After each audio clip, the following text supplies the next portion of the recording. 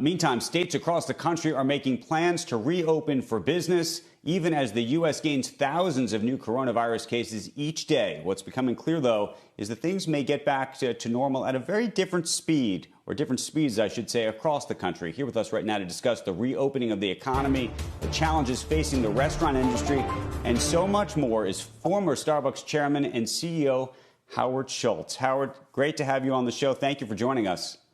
Good morning, Andrew. How are you doing? We're good. We're all just trying to get by. I know you've been spending an enormous amount of time over the past several weeks talking and working with small businesses in the Seattle area, as well as small businesses across the country. You've developed a plate fund with your family to help people in the area. But let's talk a little bit about the challenges of reopening, because I know you have a view about what's taking place right now and whether the loans that are being given out by the government will go far enough. Well, you framed it perfectly for me, so I appreciate it. Let's try and level set and get common language on the industry at large. Small businesses and independent restaurants represent about 48% of American jobs. One out of every 5 Americans works for a company with less than 20 employees. Now, there are 500,000 restaurants, independent restaurants in the country, employing about 12 million people. Now, if you look at PPP, which I think was good intent, but flawed in terms of the execution, the mass majority of restaurants did not qualify, did not participate, do not have a banking relationship, and did not have any engagement with PPP. Now, PPP really was a 2-month Band-Aid, and I understand the intent to pay the employees, but the real issue for the independent restaurants is not a 2-month Band-Aid. The real issue and the question is they don't have the resources, the money, or the training to reopen. And what is needed for the entire industry is really a vaccine, a bridge to the vaccine. And specifically, the question I think that should be asked right now is it would be incalculable if 30 to 40%, and I think that's a conservative number, of independent restaurants and small businesses don't make it through. So the question is, what are we going to do in this period? And we believe we have a 2 to 3 month window right now before these independent restaurants are forced to permanently close. So what's needed is not another version of PPP. Again, good intent, but it's the wrong medicine. What's needed is really a massive opportunity to a bridge to a vaccine, which is $1 trillion number. It's large, I understand it. But that number is going to be much, much less than the incalculable number of 150,000 or 200 small businesses, independent restaurants closing, and millions, probably 3 to 4 million more Americans who are out of work. Not to mention the social fabric of every community, right, which the independent restaurant is so linked to. And so we have a moment right now where we must save these independent restaurants. Now, unfortunately, the independent restaurants do not have a massive lobbying organization like the airline industry, like the agriculture industry. And by the way, the restaurant industry is larger than both of them combined. And the government must understand they must be saved. The other issue is a moral one. These are hardworking people who have put their life savings in these businesses. They deserve to have some method to be saved. Don't let them go. And it will be the wrong signal. So, Howard, go ahead. Sorry. Howard, how would this work? You're talking about $1 trillion program. Is this a loan? Is this an equity stake investment that the government would take in these small businesses? What does this look like? Well, to me, I think it sounds simple to me. I know I'm not the Fed, I'm not the banks, but to me, it's the government acting as a backstop for the banks to give every small business and every independent restaurant a bridge to the vaccine. And that is the money and the resources to make it through. And, these independent restaurants, most of them have a banking relationship that would have allowed them to participate in PPP. So the banks, unfortunately, did not have access to these companies. Also, I think you've seen some pretty shameful acts by some large companies to take advantage of the system. But the government are not operators. They think PPP is the answer. It's not. From an operating point of view, and I understand this, especially since Starbucks is trying to do the same thing, make it through. But small restaurants don't have the capacity to make it through. They don't have the money. They don't have the resources. These companies operate on very thin margins. They operate on a month-to-month basis. We must save them. Howard, in terms of saving them, one of the big questions is the duration of how long this is going to last, and even what it looks like on the other side of normal. The state of Georgia, for example, going back to business next Monday. Colorado, by the way, doing a similar thing, but unclear, of course, what even that sense of normal looks like in a social distancing world. You talked about a bridge to a vaccine. There are some health experts that don't think we're going to see a vaccine for 12 to 18 months. And so sort of what do you think that process looks like, and how would you layer these loans and put them in place for these companies? Do you want the restaurants to all stay in business at full capacity? Do you furlough certain employees? How does that work? Well, first of all, Andrew, I just want to go back. Let's make sure we frame your question, which is the right question, but link it to the other issue, and that is, what's the cost to not doing this? And the cost of not doing this is 150 to 200,000 businesses going permanently closed and 3 to 4 million people on unemployment. And these businesses will never be heard from again. And the social fabric of every community is going to be dramatically affected. Now, you're asking a very important question, which PPP doesn't address. And that is, these restaurants are probably going to operate at 30 to 50% capacity for a couple of quarters as things become normalized.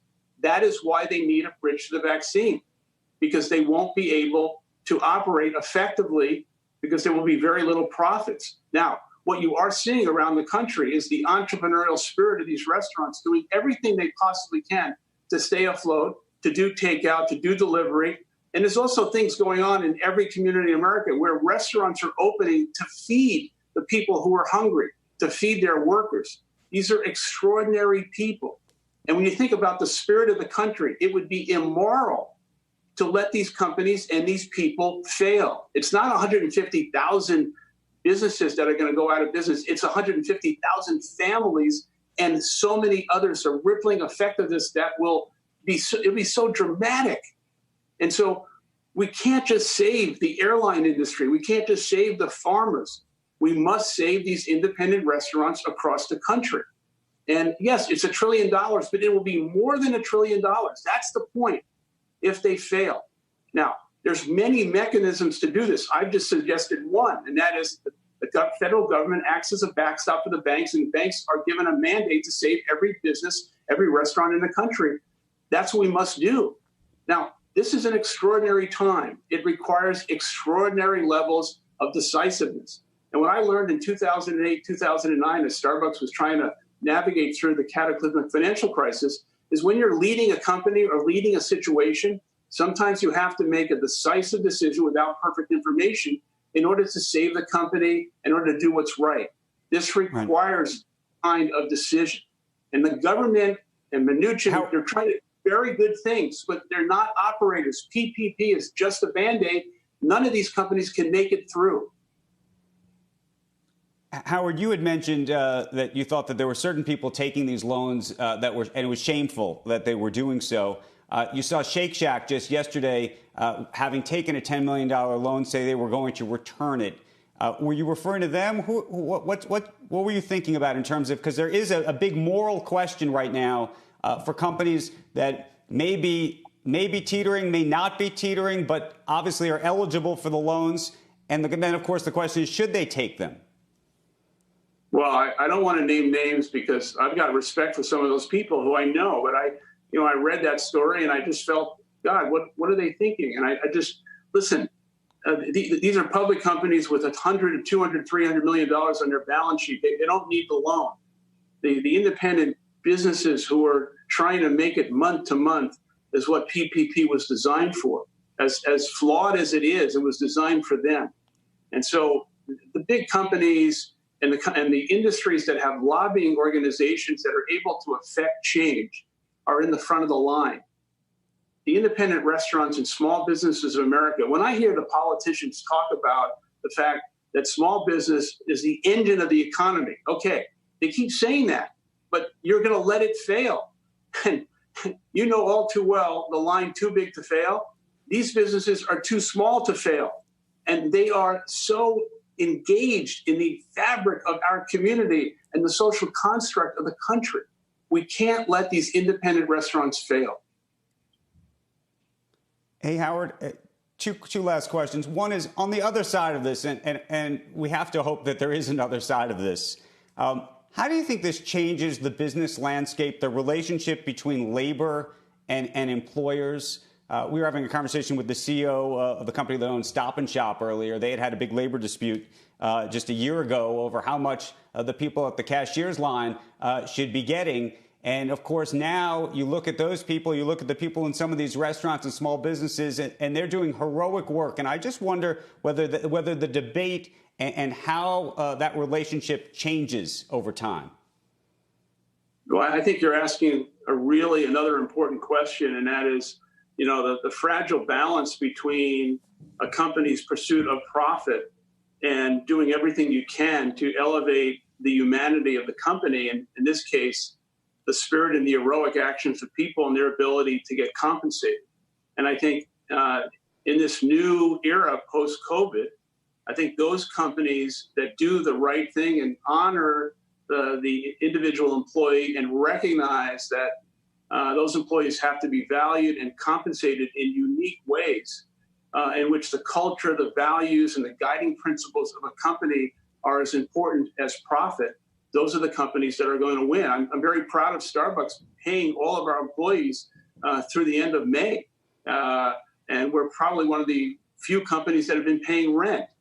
These things matter because you are imprinting a set of actions and decisions that demonstrate the appreciation not of value, but of values. And I think your question speaks to the importance of values and humanity, and the fact that every business is going to understand it's not business as usual, and you're going to have to do everything you can to elevate the humanity of the company and do it in real actions, not just rewarding shareholders, but balancing that with doing everything you can to elevate the consciousness, the psychology, and the economic value of what employees bring to your company during this period and post-COVID. Before we let you go, just tell us what's going on in Seattle. I know your wife, Sherry, and you have put together this plate fund for out-of-work employees. What we recognize, thank you, Andrew. What we recognized in the last 2-3 months is that 100,000 restaurant workers, because 3,000 restaurants have been closed in Seattle, were out of work. Many of them have still not gotten any government assistance. And we created a relief fund to give them $500 of cash. We've distributed $7,500 cash payments. These are not loans. This is free money to people who need it most. And in the research, we've now seen that the majority of people who got $500 were the most needy. The issue there is, and this speaks to what could happen if these restaurants don't permanently close, is that these people were already facing food insecurity, housing instability. And again, we can't just let these people fall by the wayside. We have to help them. And before I leave you, we have a 2 to 3 month period, a window of opportunity to save these independent restaurants. If we don't do it, they will permanently close in 2 to 3 months. And I'm pleading with the government, I'm pleading with the banks to understand the moral obligation to save this industry and to save the independent restaurants at a moment of crisis. Howard Schultz, thank you so much for calling into the show this morning. We appreciate it. It's always good to see you, and we wish you lots of luck. Thanks so much. Thank you, Andrew.